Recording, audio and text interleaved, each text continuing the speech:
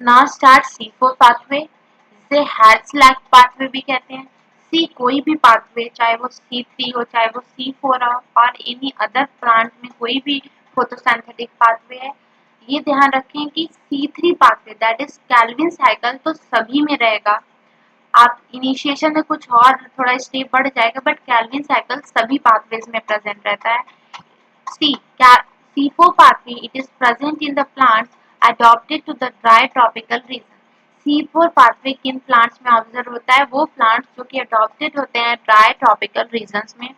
They also use C3 pathway as a main biosynthetic pathway. C मैंने क्या बोला, कोई भी pathway है उसमें C3 pathway आएगा ही, कैल्विन साइकिल आएगा ही, तो C4 pathway में भी इनिशिएशन में फिक्सेशन थोड़ा एक्स्ट्रा स्टेप्स हैं, बट लेटर ऑन क्या main biosynthetic pathway C3 pathway ही है। The large cells around the vascular bundles of the C4 plant called bundle sheath cell. See vascular bundle, vascular bundles जो होते हैं leaves में C4 plant के, उनके around large cells होते हैं जिन्हें हम बंडल सीड सेल कहते हैं।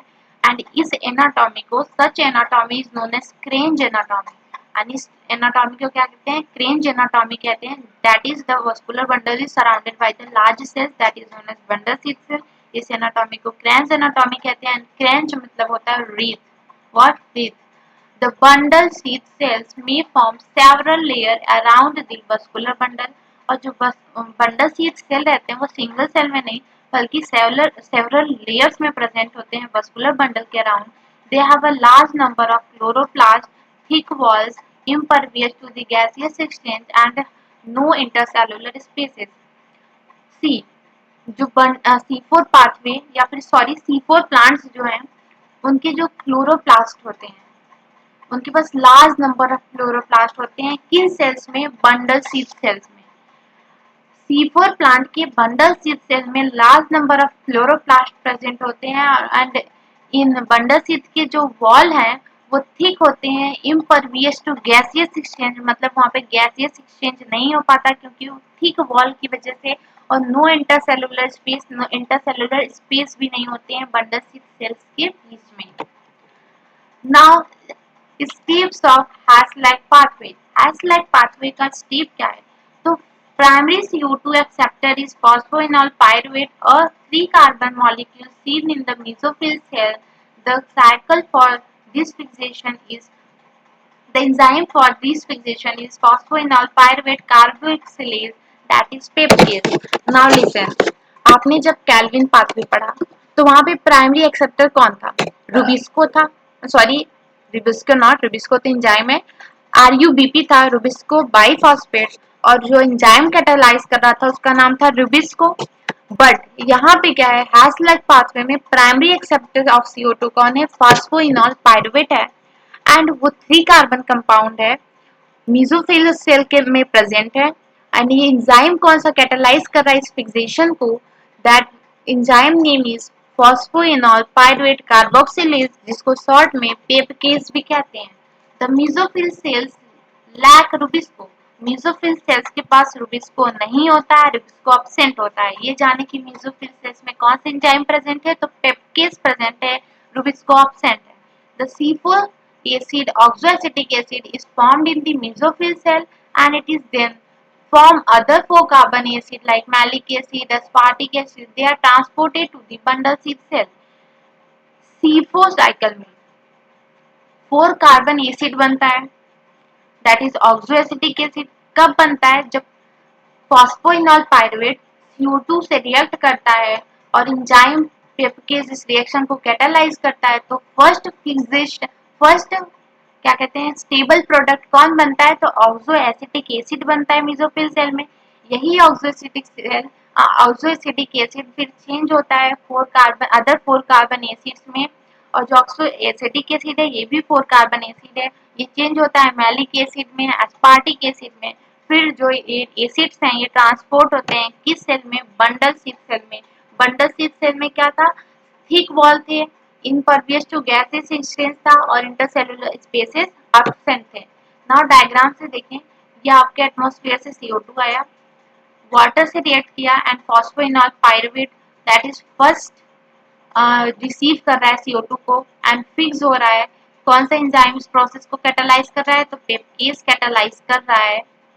एंड उसके बाद फिक्सेशन के बाद C4 एसिड दैट इज आप कह सकते हैं ऑल्सो ऑक्जेसिटिक एसिड बना, फिर अदर फॉर्म में चेंज हुआ like malic acid, aspartic acid, then transport हुआ कहाँ पे, बंडल शीथ सेल में, एंड बंडल शीथ सेल में C4 एसिड, फिर क्या क्या डीकार्बोक्सिलेशन हुआ, ये C4 एसिड में से CO2 मॉलिक्यूल रिलीज हो गया एंड C3 एसिड का फॉर्मेशन हो गया।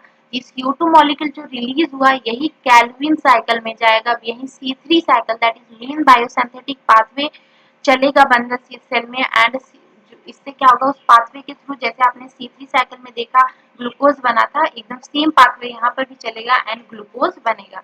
नाउ जो C3 एसिड जो यहाँ पे रिलीज हुआ, ये C3 एसिड ट्रांसपोर्ट होगा कहाँ पे, मेसोफिल सेल में, और मेसोफिल सेल में रीजनरेशन होगा एंड इनिशियल फिर क्या बन जाएगा, फॉस्फोइनॉल पायरुवेट बन जाएगा।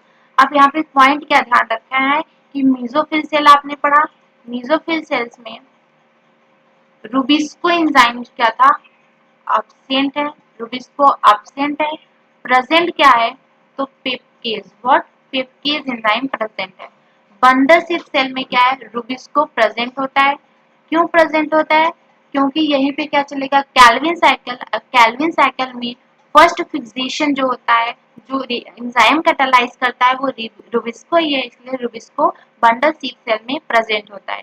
ये आपको प्लाज्मोडेस्मेटल कनेक्शंस दिख रहे हैं। See this is what plasma membrane of the mesophyll cell and this is the cell wall of the mesophyll cell. जो सेल वॉल होता है बंडल शीथ सेल का, ये मोर थिक होता है और more thick than the cell wall of the mesophyll cell. And exam में ये क्वेश्चन आया हुआ है कि रूबिस्को किस सेल में प्रेजेंट होता है, तो बंडल शीथ सेल में, और यहाँ पर ये भी ध्यान रखें कि यहाँ पे पेप्टेज एब्सेंट होता है। एंड पेप्टेज कहाँ प्रेजेंट होता है, तो मेसोफिल में सेल्स में प्रेजेंट होते हैं, बट मेसोफिल सेल्स में रूबिस्को जो होता है वो एब्सेंट होता है। तो ये सब पॉइंट्स हैं जो आपको याद रखने हैं। एनसीईआरटी का डायग्राम है, एग्जाम में क्वेश्चन भी आया है, ये आपको लेबलिंग हटा दिया, fixation word, regeneration word and transport, decarboxylation, अब यहाँ पे बॉक्स वाली दिया है, तो वहाँ पे आपको ऑप्शन के अकॉर्डिंग लेबलिंग नेम को चूज करना है एंड लेबल आउट करना है। नाउ पॉइंट्स की तरफ मूव करते हैं। In bundle sheath cells C4 acid are broken down to release CO2 and a C3 molecule। आपने क्या देखा, ये देखिए बंडल शीथ सेल में जब हमारा C4 एसिड ट्रांसपोर्ट हुआ तो ये C4 एसिड डिकार्बोक्सिलेशन हुआ, दैट इज ब्रेक डाउन हुआ CO2 मॉलिक्यूल में और C3 एसिड में। Now the C3 molecule is transported back to the mesophyll where it is converted to the peptase again। अब ये क्या हुआ, C3 एसिड फिर से ट्रांसपोर्ट हो गया मेसोसेल सेल में और यहाँ से रीजनरेशन प्रोसेस के थ्रू फिर से वो फॉस्फोइनॉल पायरुवेट एसिड में अगेन कन्वर्ट हो गया। The released CO2 enters into the C3 pathway, और जो यहाँ पे CO2 रिलीज हुआ है ये C3 pathway that is Calvin pathway में एंटर कर दिया। Now the bundle seed cell are rich in rubisco but lack in peptase। देखो लिखा है कि बंडल सीड सेल में रूबिस्को नहीं होता है, पेप्टेज होता है। thus C3 pathway is common for C3 as well as C3 plant। C3 plant हो, C4 प्लांट हो, कोई भी प्लांट हो, C3 पाथवे तो कॉमन होता ही है। और बंडल सिथ सेल में रूबिस्को प्रेजेंट होता है, इसलिए वहीं पर C3 साइकिल चलती है। C4 प्लांट की कुछ स्पेशल प्रॉपर्टीज हैं। C4 प्लांट स्पेशल है, क्यों स्पेशल है, उनकी क्या स्पेशल प्रॉपर्टीज हैं, that is they have a special type of leaf anatomy that is known as fringe anatomy. C4 plant की लीफ एनाटॉमी स्पेशल है, लाइक मस्कुलर बंडल्स सराउंडेड होते हैं, thick walled large cells that is known as bundle sheath cells, and इस anatomy को ही क्या कहते हैं, क्रेन्स एनाटॉमी कहते हैं। Second is that they can tolerate higher temperature. C4 plant जो होते हैं अडॉप्टेड होते हैं ट्रॉपिकल रीजन्स में, इसलिए वो टॉलरेट करते हैं क्या, हायर टेम्परेचर को। Third is that they shows the responses to high light intensities. अभी आप ये पढ़ेंगे आगे, जब फोटो रेस्पिरेशन पढ़ेंगे तो वहाँ पे आपको ये पता चल जाएगा कि C4 प्लांट जो होते हैं हाईलाइट इंटेंसिटीज को रिस्पॉन्स करते हैं बट C3 पाथवेज नहीं करती हैं। Now they lack photo respiration. C4 plants में फोटो रेस्पिरेशन प्रोसेस नहीं होता है। They have greater productivity of mass. C4 plants में फोटो रेस्पिरेशन प्रोसेस नहीं होता है, इसीलिए उसकी प्रोडक्टिविटी ज़्यादा होती है एंड बायोमास भी ज़्यादा होता है C4 प्लांट्स के। So this is all about the C4 plants. आपने एक पॉइंट नोट किया होगा कि C3 पाथवे जो है कॉमन होता है, चाहे वो C3 प्लांट हो या C4 प्लांट हो।